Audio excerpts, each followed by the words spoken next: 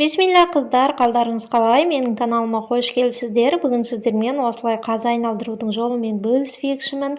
Ол үшін біз еттерді осылай ұзын етіп қазылық етке арналған жылқының етін осылай кесіп аламыз, өзімізге ыңғайлы бөліктерге бөліп. Содан соң дәміне қарай тұз қосамыз. Тұзды көбірек қоса беріңіз, тұзды болса дәмді болады. Менде мына жерде кептірілген чеснок және бұрыш қосамыз. Қалауыңызға қарай дәмдеуіштер қоссаңыз болады, немесе зира. Мен бүгін үйде кинза болғаннан соң кинза қосайын дедім. Осылай кинзаны қосып, жақсылап араластырып, бетін жауып қоямыз бір шетке алып.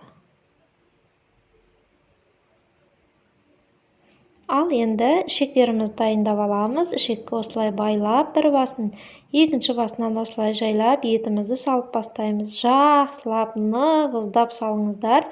Себебі қазымыз шамалы кепкеннен соң босап кетуі мүмкін. Сол үшін барынша нығыздап, қорықпай сала беріңіздер.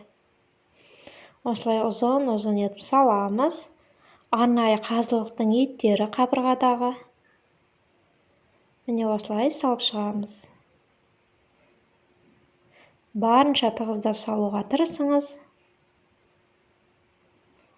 Нығыздап осылай жақсылап салғаннан соң, екінші басында байлап қоямыз. Міне осылай байлаймыз. Етті бірнеше сағат маринаттаудың қажеті жоқ. Осы ішектің ішінде тұрып та өзі маринаттала береді. Басын жақсылап қысып, ашылмайтындай етіп байлап қойыңыздар. Міне достар, біздің қазыларымыз дайын. Бір күн қалдырып, бір күннен соң қалаған затыңызға, мүмкін ас-артиға, мүмкін ет асқанда қолдана берсеңіздер болады.